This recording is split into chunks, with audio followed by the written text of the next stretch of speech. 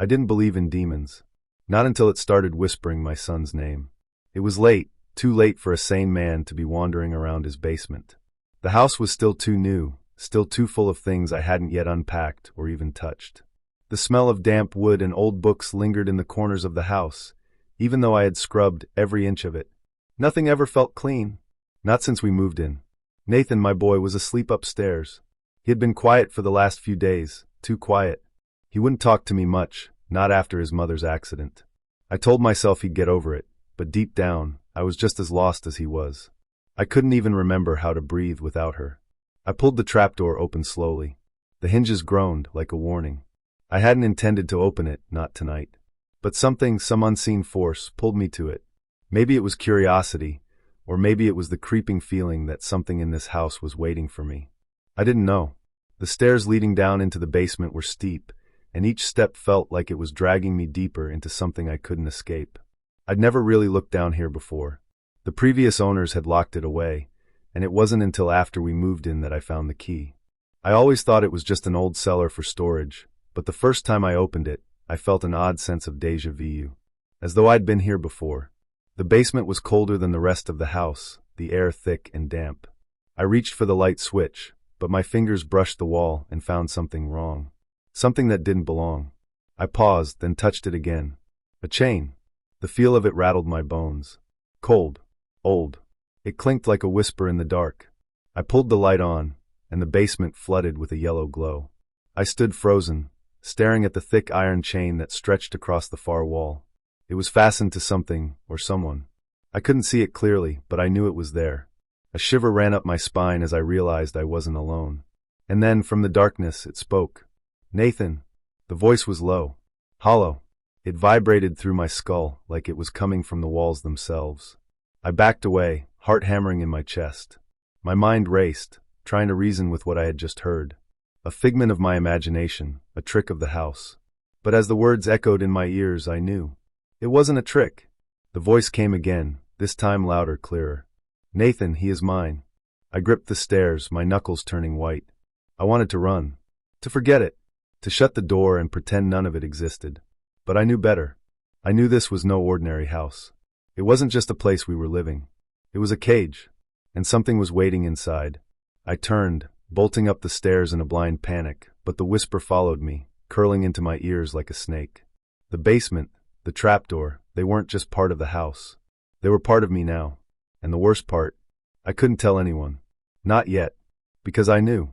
Whatever it was, whatever it wanted, it was tied to Nathan. And the chains it kept in the dark were only the beginning. The house didn't want us there. I felt it the moment I turned the key in the front door. It creaked open with a long sigh, like it was waking from a long, angry sleep.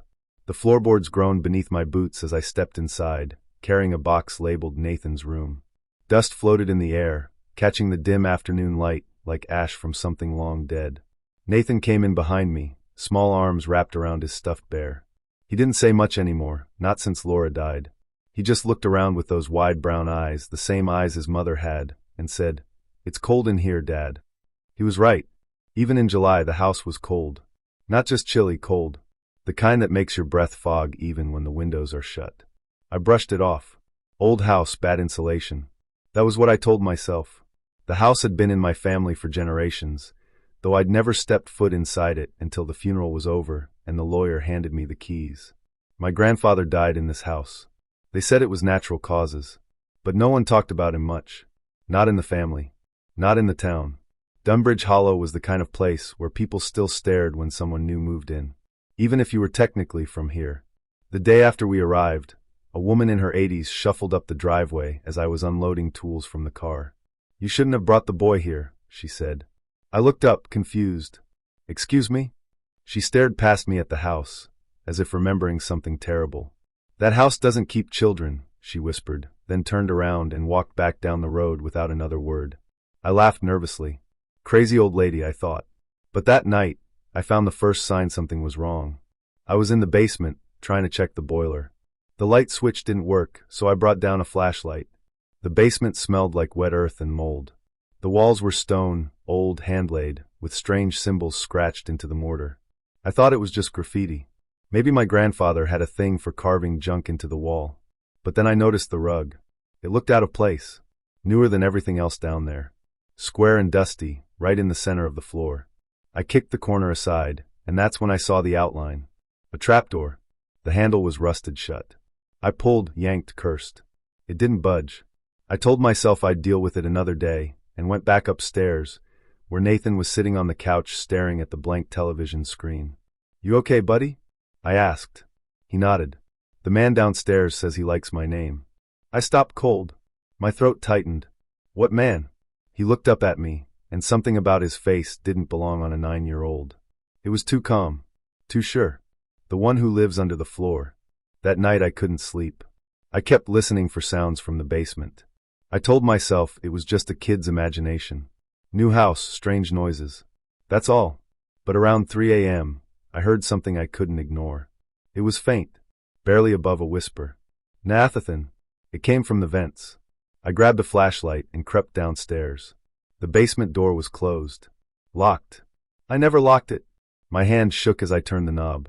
The air behind it was colder than ice. I went down 2 steps, then stopped. There it was again. Nathan. My son's name, stretched and broken like a song with too many teeth. I didn't go any farther. I turned around, closed the door, locked it this time twice. Then I sat on the floor outside Nathan's room until the sun came up. The next morning, I nailed the basement door shut. But somehow that night, I still heard the whisper. Only now it was saying mine too. "Verde." And it laughed. For days, I pretended the whisper was nothing. Just the creak of the old pipes, the wind slipping through the vents. A trick of memory, grief playing games with a tired mind. But the whisper didn't stop. It came every night, just as the house went quiet. After Nathan fell asleep. After I shut off the TV and turned out the kitchen light. That was when it started, low and slow, curling up from the basement like steam from a manhole. Not loud, just enough to freeze the back of my neck. Nathan. At first I stood on the basement stairs, staring into the dark, whispering his name back like a fool. "Nathan?" No response. Just a silence that felt too heavy, like it had weight. Then came the scratching. Soft. Steady. Like something was trying to trace its way out from beneath the floor. I kept telling myself not to open it. I'd noticed the odd rug down there since we moved in. Tucked into the far corner of the basement. Too clean, too new. Out of place in a space full of cobwebs and mildew. I had assumed someone used it to cover up an old crack or water stain. But after that night, I couldn't ignore it anymore. It was nearly midnight when I went down. I didn't wake Nathan. Didn't leave a note. Just grabbed the flashlight and the crowbar from the garage and headed into the basement like I'd done 100 times before. Only this time, I was walking toward something I had no words for. The air got colder as I moved down the stairs. Not in a normal way. Not in a winter's draft kind of cold. It was wrong. Like the heat was being pulled from me. My breath came out in puffs. My fingers stiffened on the flashlight. I shined the beam toward the rug. Still there. Brown. Slightly frayed at the edges now. Maybe from the scratching. I approached slowly, and then I noticed something else. There was a faint outline beneath it. A square. A seam. I pulled the rug back. A trapdoor. Made of old, splintered wood. Reinforced with rusted iron bars. And a lock. Big, black, and ancient. It was so heavy, it looked like it had grown into the wood. Like it belonged there. Like it wanted to stay shut. I stared at it for a long time. There was no reason to open it. Except there was. The whisper. The dream I had 2 nights ago. My wife standing by the basement door, her mouth sewn shut, her eyes full of blood. And Nathan, standing next to her, smiling. I jammed the crowbar under the edge and pushed. It groaned, then gave way with a crack that echoed off the cement walls. The smell hit me first. Rot. Old rot. Not fresh death, but something left to fester. Damp, earthy, like mud and spoiled meat. I gagged and covered my mouth. Then I lifted the door. Beneath it, a narrow stone staircase spiraled down into darkness. The steps were slick with moss. Carved symbols covered every inch of the wall, lines, circles, runes I didn't recognize. And from below, a voice. It didn't scream. It didn't growl. It greeted me. Verde. My name. Spoken like a secret. My knees nearly buckled. I don't know why I went down. Curiosity? Madness? Maybe something older, something buried in my blood. But I took the first step. Then the second. Then the third. It felt like falling. The air thickened as I descended. The smell became unbearable. The walls seemed to breathe. And then I reached the bottom. A chamber. Circular. Walls made of stone, lined with melted candles. Chains hung from every side, crossing over a figure crouched in the center. It was human-shaped, but wrong. Too thin. Limbs stretched too long. Skin the color of ash, like it had been burned and rebuilt 1,000 times. It was bound with iron shackles etched in red. Its head hung low. Hair like black smoke covered its face. And still it smiled. "Hello," it said. I stepped back, bile rising in my throat. It lifted its head. Eyes. No. Holes where eyes should be. But inside there was fire. Flickering and alive. "You found me," it whispered. Just like she did. My voice was gone. My body numb. She tried to silence me. "But your son, he listens." I ran. I didn't care about the steps. I didn't care that I left the trapdoor open. All I could hear as I fled was the thing's final whisper, chasing me through the dark. "He is the vessel, Verde. He already knows my name." I sat on the edge of my bed, the house quiet except for the old heater clicking beneath the floor. Nathan was asleep upstairs, curled up with the same stuffed owl he hadn't let go of since his mother died. I couldn't stop thinking about her voice. The message. The way her words still crawled through my head like fingers on the back of my neck. "Don't let it speak to him. Don't trust the chains." That was the last thing she ever said to me. I hadn't played the voicemail in months. The first time I heard it, I was driving to the hospital, sirens screaming behind me. I dropped my phone on the floor when her voice came through. I didn't want to hear it again. But now, with the thing in the basement saying my son's name, I needed to know what she knew. I opened the old phone we kept charged in the drawer, the one I couldn't bring myself to throw out. My hand shook as I tapped on her name. Voicemail. December 18th. 1:42 a.m. I pressed play. Her voice was shaky. Out of breath. She sounded like she was running. "Verde, listen to me. I messed up. It's in the house. I didn't know it would wake up this fast. You have to keep Nathan away from the basement. Do you hear me? Don't let it speak to him. Don't trust the chains. It lies it." There was a loud crash in the background. Then her breath hitched. "I tried to fix it. I swear I tried. But if you're hearing this, it means it's awake." Click. The message ended, and the room felt colder. I hadn't turned on the AC, but a chill wrapped around my neck like a wet rope. I didn't move for a long time. Just sat there staring at the wall, her words ringing louder in my head than any scream ever could. She knew about it. She knew exactly what was in the basement. And she didn't tell me. The next morning, I went looking through the attic. I don't know why. Maybe I hoped there was a note, a letter, something, anything that explained what she was talking about. I had torn through 2 boxes of old coats and wedding albums when I found a small wooden chest under a dusty tarp. It had no lock, just a leather strap wrapped around it 3 times and tucked under itself. Inside was a black book, leather-bound. No title, no author. The first page was written in shaky handwriting. "This journal belongs to Everett Holloway, my grandfather, dead long before I was born. My father never spoke of him. The only thing I ever knew was that he didn't die right, whatever that meant." I flipped through the pages.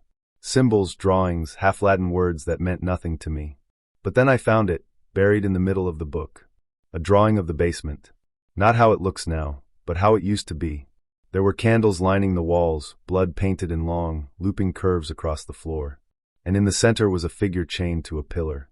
It had horns, eyes on its chest, a smile that stretched across half its face. Monaz. Below the drawing, Everett had written, "To bind the gatekeeper, blood must promise blood. One heir, one guardian, one silence. Speak not with the chained. It listens beyond listening." I felt sick. My grandfather had bound this thing. And now I was living on top of it, pretending it was just some cursed accident. But it wasn't an accident. Not the whispering. Not the voice. And maybe not even my wife's death. I slammed the book shut. Dust puffed out into the air. And then I heard it. From the floor beneath me, just barely audible, like someone whispering through a paper wall. "Nathan." I ran down the stairs 2 at a time. Into the kitchen. Then opened the door to the basement. The air down there was wrong. Heavy. Like walking through smoke that never cleared. My feet hit the creaking steps, but my mind screamed at me to stop. He was asleep, I told myself. Just a bad dream. Just grief playing tricks on me. But the chains were rattling. Softly. Like whatever was down there wasn't struggling, but waiting. Verde, it called. My name. Not Nathan's this time. I stood still, one hand on the banister. You loved her, didn't you? It whispered. My breath caught in my throat. Do you want to know how she really died? I shut the basement door hard, locked it, and walked away. But that voice, it followed me all the way up the stairs. I couldn't sleep anymore. Every time I closed my eyes, I saw that thing, its shifting eyes, its calm smile. It didn't scream. It didn't rage. It just waited. It had been 3 days since I opened the trapdoor and saw what my grandfather left behind. I had locked the door again, nailed it shut. But the whispers kept coming. Through the walls. Through the vents. Through Nathan. Tonight, I found him standing in the hallway at 2 a.m., barefoot, eyes half open. He was whispering. Not to me, not to himself. To something. I carried him back to bed, his body limp like he was half asleep, half somewhere else. His fingers were cold. I tucked him in and sat beside him, shaking. I didn't know what to do anymore. I didn't know what was real. That morning I went back down. I told myself I wouldn't. But I did. The trapdoor groaned like it didn't want to open. I pried the nails loose and pulled it back.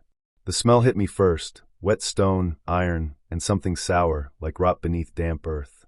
I went down with a flashlight. The bulb flickered, weak and twitching, as if even light didn't want to stay. There it was. Monaz. Still bound by chains that wrapped around its limbs and neck. But its eyes, red, glowing like coals, locked onto me the moment I stepped onto the cold stone floor. You came back, it said, voice layered with others, male, female, young, old. You always come back. I'm not here to listen to your tricks, I said, but my voice shook. I don't trick.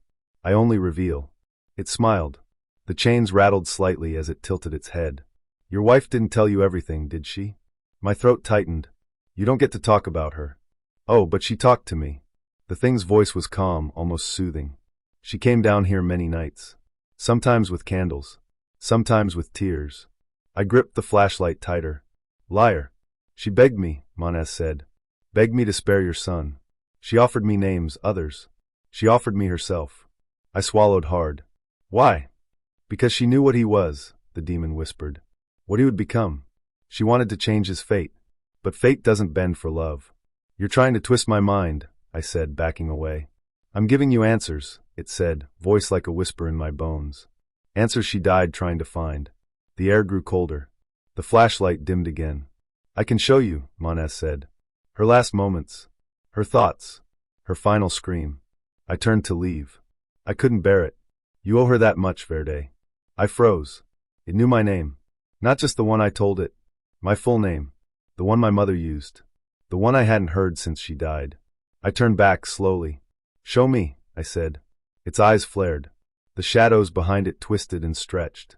And then I was somewhere else. Not in body, no. But my mind, my eyes saw. Rain. Headlights. The night of the crash. I saw her, Emily. My wife. Driving fast, talking on the phone. I found the page, she was saying, voice tight with panic. The vessel, it's Nathan. I need to. Her voice stopped. She gasped. Her eyes widened. From the back seat, something moved. Something shadowy. With eyes like Monaz.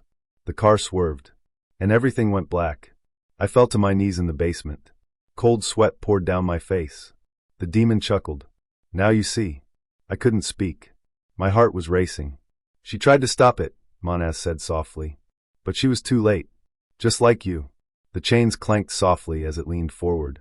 But you might still have time. I stumbled up the stairs, slammed the trapdoor shut, and locked it again. I didn't know what the demon was.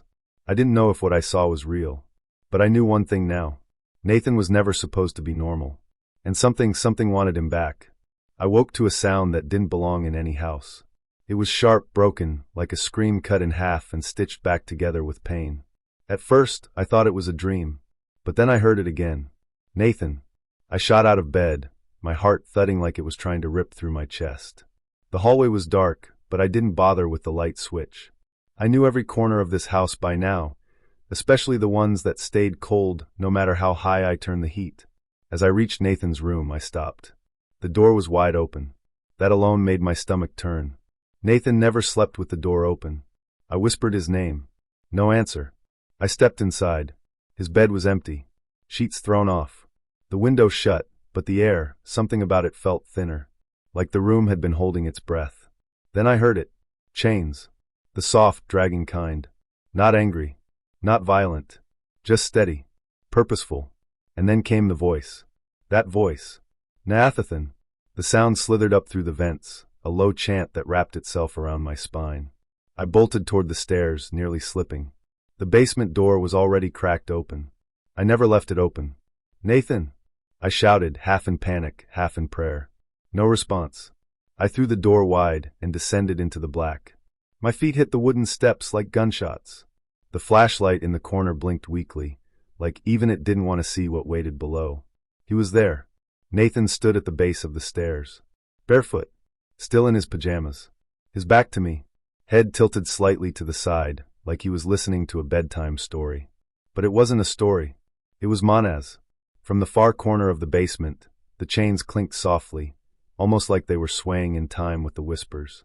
The demon's voice was calm, almost tender. Do you know what she gave up for you, little vessel? It crooned.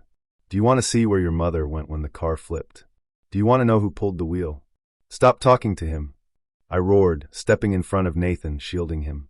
Manaz didn't flinch. Its form barely moved, but its eyes, those red, molten things, glowed brighter. You brought him down here, Verde. Even if your legs didn't move, your silence did. Children hear things, especially in broken homes. I knelt and grabbed Nathan by the shoulders. His eyes were wide open but unfocused. His lips moved slightly. He was murmuring something. I leaned in closer. It wasn't English.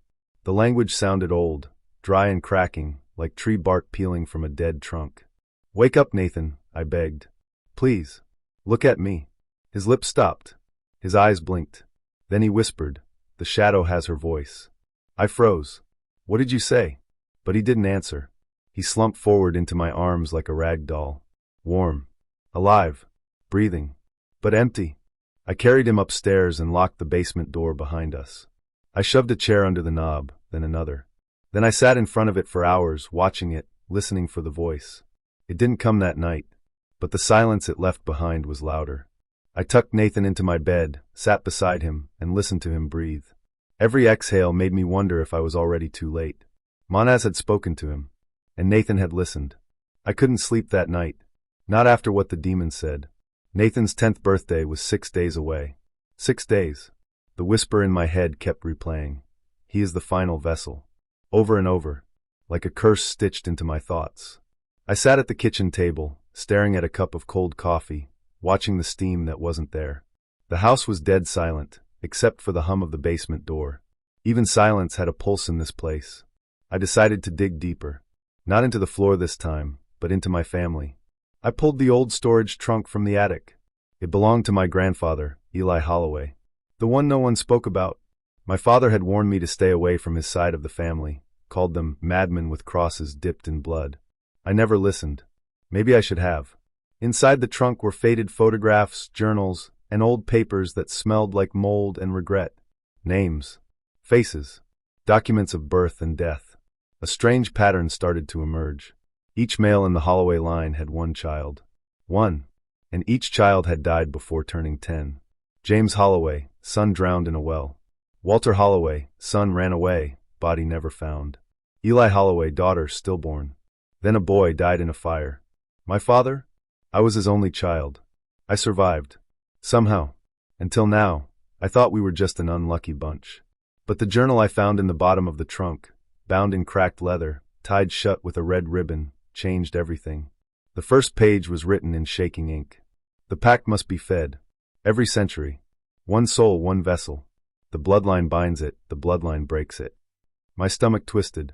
I turned the pages slowly, each entry more disturbing than the last. Notes about blood rituals.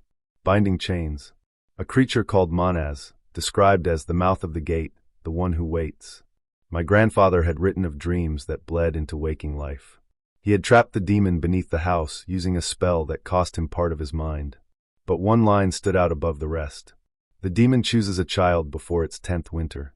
It whispers the name. That is the sign. Nathan. It whispered my son's name. I dropped the journal. My hands were shaking. My throat felt like it was closing up. I wanted to scream, or cry, or run. But I did none of those things. Instead, I walked to the hallway. Slowly. Nathan's room was just down the corridor. His door was ajar. The nightlight inside glowed soft blue, casting long shadows across the walls. He was asleep, curled on his side, his lips slightly open. He looked peaceful. Too peaceful. I stepped closer and reached out to touch his forehead. His skin was cold. Not icy. Not dead. But like he'd been outside too long. Then he spoke in his sleep. A whisper. In that voice. Not his voice. "Father, he's waiting." I stumbled back, nearly knocking over his lamp. He didn't wake. He just rolled onto his other side and sighed. I couldn't stay in that room. I rushed out, closed the door gently, and leaned against the hallway wall, trying to catch my breath. Later that night, I drove to St. Aurelius Church. A priest lived there, Father Arlo. He was old, quiet, and looked at people like he could see through them. I didn't make an appointment. I banged on the church doors until he opened them, half dressed in his robe, holding a candle. His eyes fixed on me. Then they shifted, narrowed. "You're a Holloway," he said. Not a question. A statement. I nodded, barely able to speak. "I need help." He stared for a long moment before stepping aside and letting me in. The church smelled of incense and dust. Candles flickered along the pews like nervous stars. I followed him to the back, into a small office. When I told him about the demon, the chains, and the whispers, he didn't laugh. He didn't even blink. Instead, he said, "That house should have been burned decades ago." I felt the weight of the world drop into my chest. "You know about it?" I asked. He nodded. "I tried to exorcise it once. I failed. Your grandfather brought that thing into this world. And now you're keeping it fed." "No," I said. "I'm trying to stop it. It wants my son." He leaned in. His voice turned cold. "Then you have 6 days, Mr. Holloway. And you better pray you don't run out of time." I left the church at dawn, a sick red light spreading over Dunbridge Hollow like a wound. 6 days. That was all the time I had. I didn't know how to kill a demon, but I was about to learn. I didn't sleep that night. I sat by the basement door with a bat in my hands and fear gnawing at my chest. The house was silent, too silent. Even the old pipes didn't groan. The usual hum of the refrigerator had vanished. It felt like the whole house was holding its breath. Nathan was finally asleep upstairs, but not before whispering something strange in his sleep. I leaned in to hear. It wasn't English. It didn't even sound human. It was the same soft, broken chant I'd heard echoing from the basement the night before. I knew I couldn't ignore it anymore. The trapdoor creaked as I opened it. The cold air rushed up like a sigh. I held a flashlight tight in one hand and descended the stairs slowly. Every step felt like it was dragging me deeper into something I wouldn't come back from. When I reached the bottom, the demon was waiting. Monaz sat at the far corner of the chamber, chained like before. But tonight, he looked different. Less monstrous, more human. His shape was leaner, and in the shadows, I swore I saw my wife's face flicker across his features. Her eyes wide with grief. Her mouth trembling. Then it vanished. "You came," Monaz said. His voice was smooth now, like warm oil, like an old friend trying to comfort me. "I don't want your tricks," I said. "Stay away from my son." He tilted his head. The chains rattled softly. "I'm already close to him. We speak in dreams. He listens. He understands me better than you do." My hand tightened around the bat. I wanted to charge and swing, break every bone I thought he had. But I knew better. He wasn't made of skin and blood. "What do you want from Nathan?" I asked. Monaz smiled. "Not much. Just his place. His body. His mind. His little beating heart. I'd wear it all like a suit. And in return, I'd grant him peace. No more nightmares. No more pain. No more wondering why Mommy screamed when she died." I froze. "What did you say?" He leaned forward, eyes glowing faintly red in the dark. "She died begging. Not for her life. For his. You remember, don't you? Her last call to you. Don't let it speak to him," she said. But she was too late. I'd already whispered to the child in the womb. "That's why he draws me now." I felt sick. I wanted to deny it. But deep down, some part of me believed him. "Stop lying," I said, but my voice cracked. Monaz chuckled. "You're looking for answers. So let's trade." I didn't respond, but my silence was enough. "Give me your memories of her. Everything. The first kiss. Her laugh. Her warmth in your bed. Her scent after a shower. Her voice when she said, 'I love you.' All of it. And in exchange, I'll leave the boy untouched." My blood ran cold. "You're lying." "I never lie," Monaz said softly. "I only offer. You choose." My flashlight flickered. His shadow twisted like a serpent on the wall. Why would you want my memories? I asked, my throat dry. He smiled wider. Because memories are the sweetest food. Pain laced with love. Joy wrapped in grief. They last forever in my mouth. They taste like heaven right before the fall.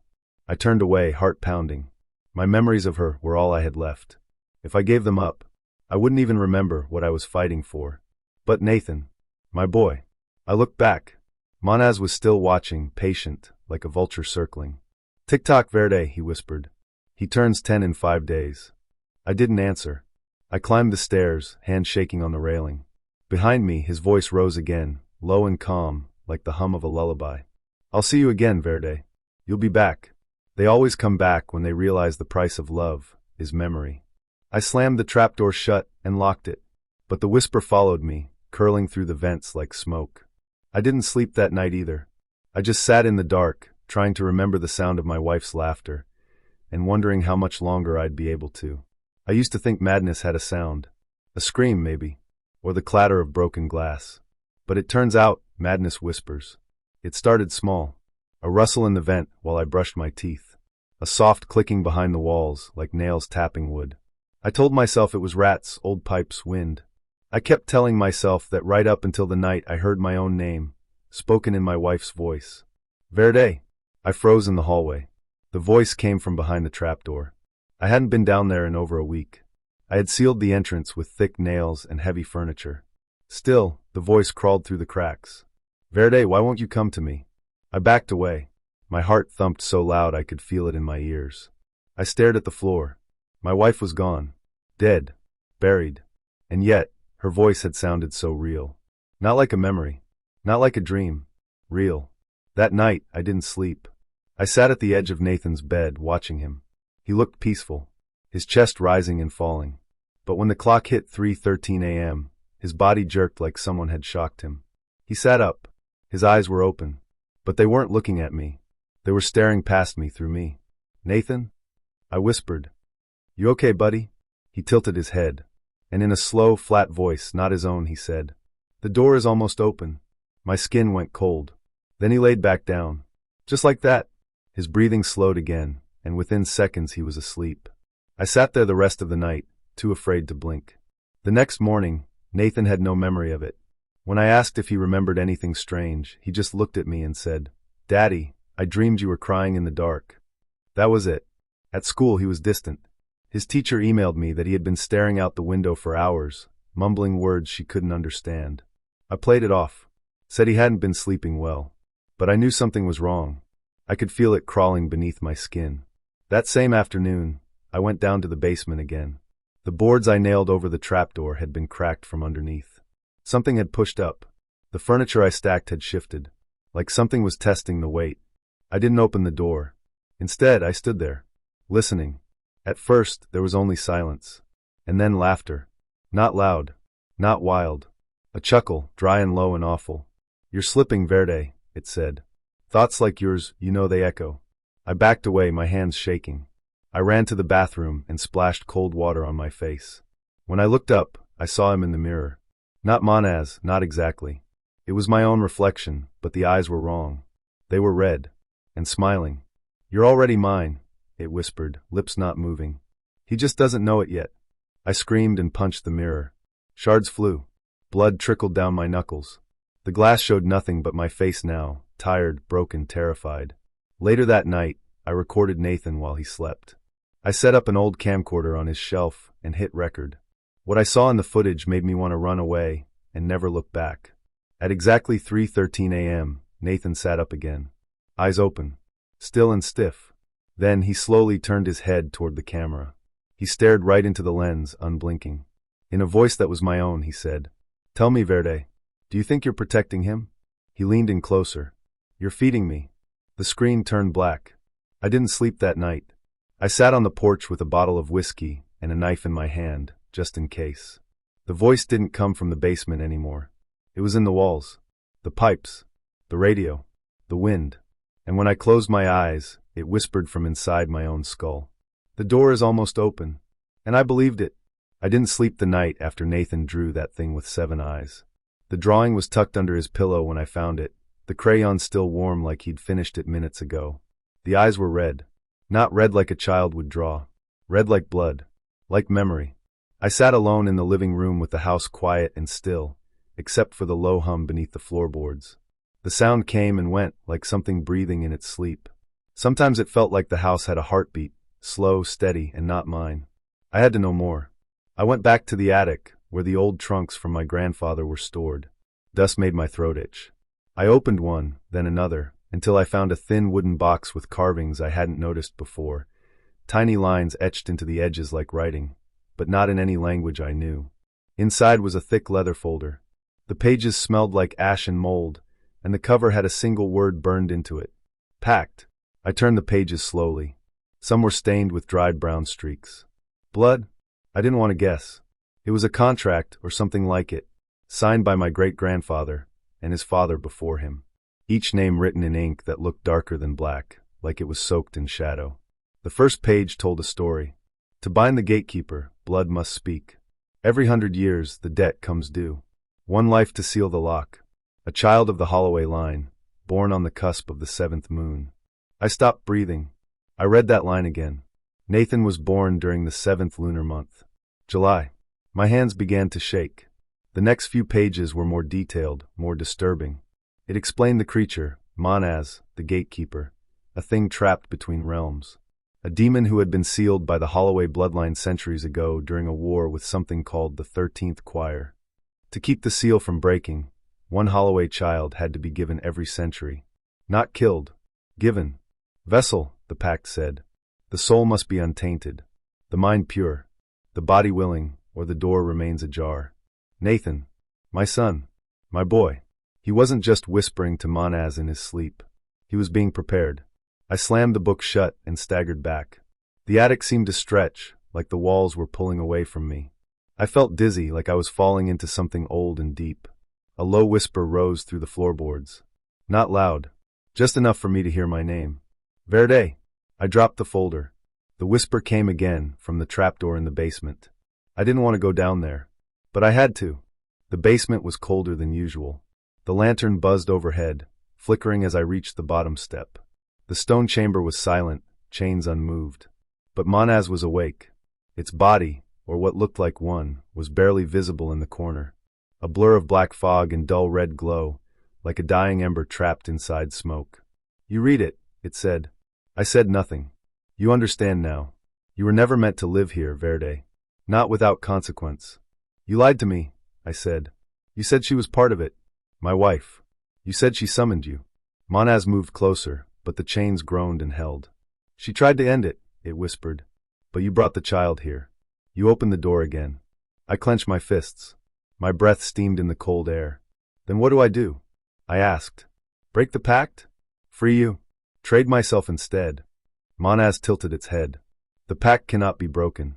Only redirected. What do you mean? Its voice lowered. You are Holloway blood. The chain-bearer. The pact sealer. You can offer yourself. A father's soul is strong, almost strong enough. I stared at it, heart pounding. You want me to take his place? It didn't answer. It didn't need to. The air grew heavy. The shadows thickened. I stepped back from the circle etched into the floor. Above me, I heard footsteps. Tiny, soft ones. Nathan. He was awake. I ran up the stairs, heart thundering. At the top of the trapdoor, I saw him standing there, eyes half-lidded. He whispered again in that strange language. One word. Over and over. Monaz. I grabbed his shoulders and shook him gently. Nathan. Wake up! His eyes fluttered, and he blinked at me, confused. Dad, he said softly. I had a dream. You were gone. I pulled him into my arms, holding him tight, feeling the weight of the truth pressing down on my back like a boulder. If the pact was real, I had 6 days. 6 days before my son became the final offering. And I had to choose, give the demon what it wanted, or find a way to break a curse written in blood before either of us were swallowed by it. I couldn't sleep anymore. Every time I closed my eyes, I saw her, my wife Eleanor, standing in the hallway outside the basement door. Her face pale, mouth open like she was trying to scream, but no sound came out. And her eyes, those same eyes Nathan inherited. Big. Soft.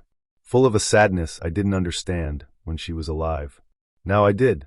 She tried to stop this. I stayed up most nights now, sitting in the hallway with my back against the basement door. I kept a kitchen knife on my lap, like that could do anything against the thing that lived beneath us. It had grown louder.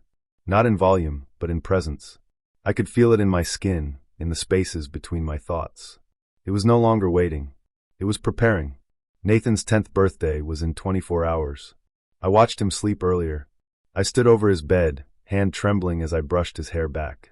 His skin looked so pale, like the light had left him. He didn't dream anymore. Just lay there, barely breathing. Sometimes his lips moved, whispering things I didn't recognize. Not words. Not sounds. Just dread. I went back downstairs. I knew what had to be done. I had found the Holloway Pact hidden in the back of my grandfather's journal. Pages stuck together with something dark, something sticky.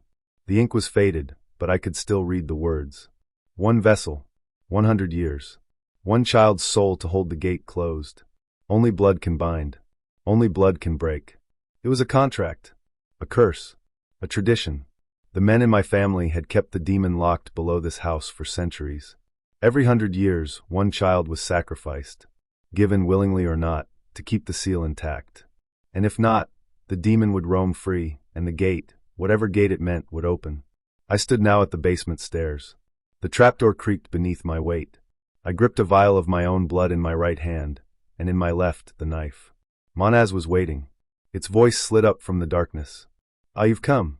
Not as the coward, but as the father. I didn't respond. I stepped down into the cold, wet dark. The stone chamber was as I remembered it, cracked walls, flickering torches I never lit, and chains that rattled on their own. And Monaz. It no longer looked like smoke. It had shape now, long, crooked limbs, eyes that floated where a face should be, and a mouth that stretched too wide. But it was her voice that hit me hardest. Eleanor's. "You always ignored me, Verde," the demon said. "Even when I begged you. You wanted the quiet life. The small town. The house I warned you about." I clenched my jaw. "Stop. You let me carry the fear alone. And now, your son will carry it instead." I held up the blood vial. "I'm not here to argue," I said. "I'm here to take his place." There was silence. Then the chains creaked. "You want to be the vessel?" "Yes." Monaz moved closer. I could feel its breath on my face, hot, rotten, and oddly human. "You're too old," it hissed. "The soul of a child is pure. Yours is cracked. Sour. You are not enough." I pulled out the pact and the knife. "Then we rewrite the rules," I said. Blood dripped onto the runes I'd carved in the floor earlier. The old symbols pulsed. The walls shook. The demon screamed, not in anger, but in recognition. "You found the reversal ritual," it growled. "The binding of bones." "Yes." I warned her not to write that down. She did anyway. It lunged, but the chains snapped it back.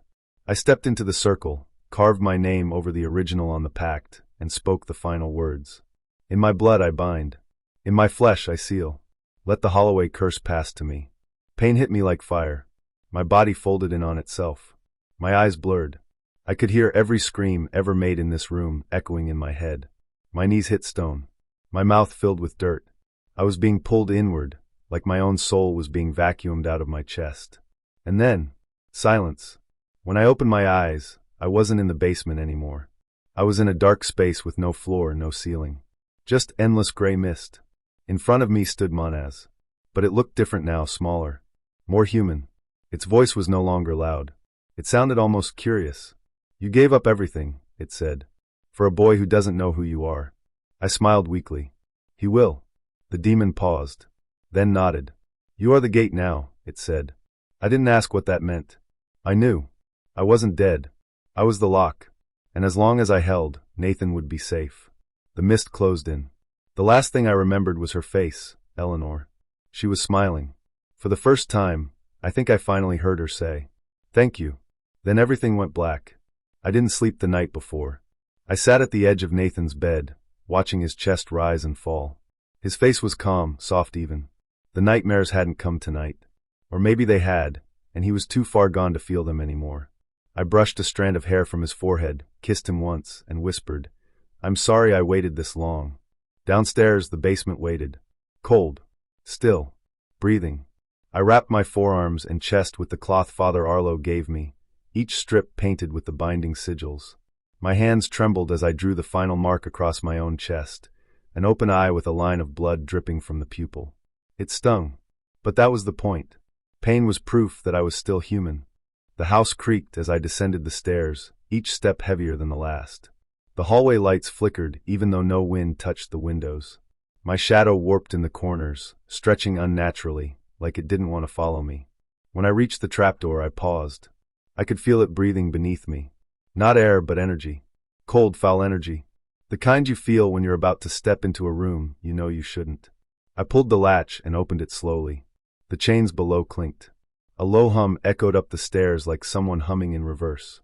The old stairs groaned under my weight. As I stepped into the basement, the walls closed in tighter than before.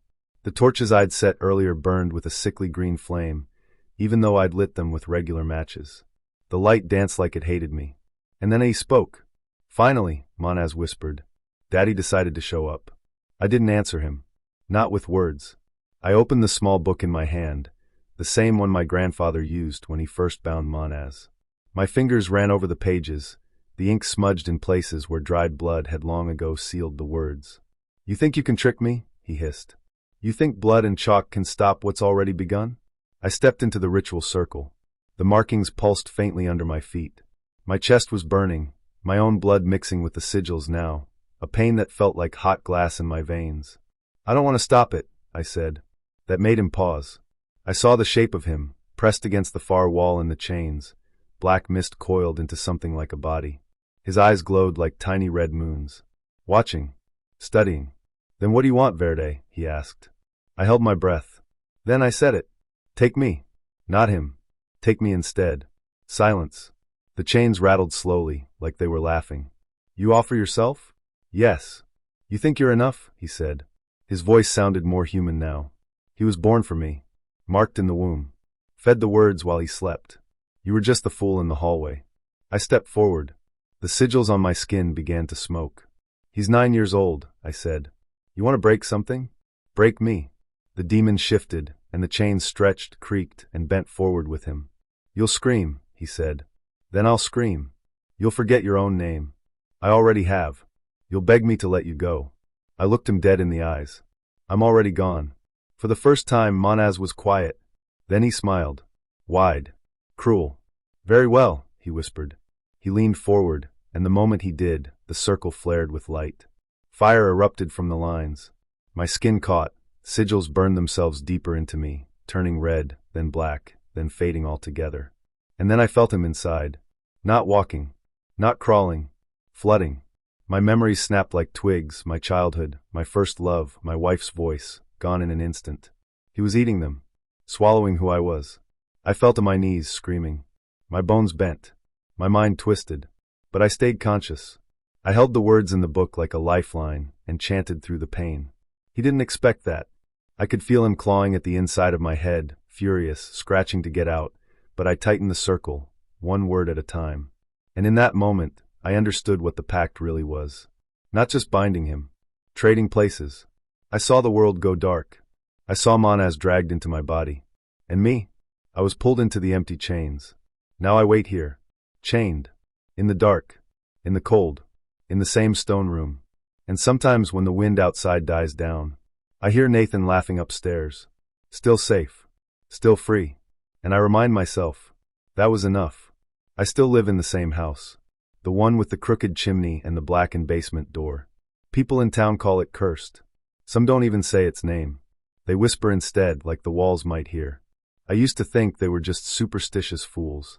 But now I understand. Because I remember. I was 10 the night he disappeared, my dad, Verde Holloway. A quiet man. A broken man. After Mom died, something inside him cracked. He didn't show it, not with tears or words, but I saw it in the way he stared at nothing. How he'd listen when no one was speaking. How he'd lock the basement and slide the rug over the trapdoor as if the devil lived down there. He wasn't wrong. That night, the house was colder than usual. The air felt heavy, like it was thick with fog, but there was none outside. I remember waking up gasping, my chest tight, and I heard it again. The whisper. Nathan. Only it wasn't like before. It wasn't coming from the vents or under the floor. It was coming from me. From inside my head. I stumbled down the hallway and saw that the basement door was open. The rug had been pushed aside. Candlelight flickered below, dancing across the walls like shadows were alive. I crept down. The smell hit me first, blood, metal, burnt herbs. Then I saw him. My father stood in the center of a chalk circle, shirtless, symbols drawn all over his skin in red. His eyes were wide, but he wasn't afraid. He was calm. He looked at me, and for the first time, I saw peace on his face. "Nathan," he said gently, "go back upstairs." I heard it again, I told him. It said my name. He smiled. "I know." Then the chains rattled. The thing in the corner, Monaz, shifted. Its eyes, all 7 of them, blinked in different rhythms. It didn't growl or scream. It laughed, low and deep, like the sound of earth cracking open. "Too late, Verde," it hissed. "He's already marked." "No," my father whispered. "You get me. You leave him." He raised the blade. I screamed, but he didn't hesitate. The moment the blade sliced across his chest, the candles flared. The symbols lit up like fire. The demon shrieked, thrashing in the chains, smoke pouring from its mouth. There was a blinding light, and then silence. I don't remember climbing back up the stairs. I don't remember how the door got shut. I only remember waking in my bed, cold sweat clinging to my body, and his journal beside me. He was gone. No body. No footprints.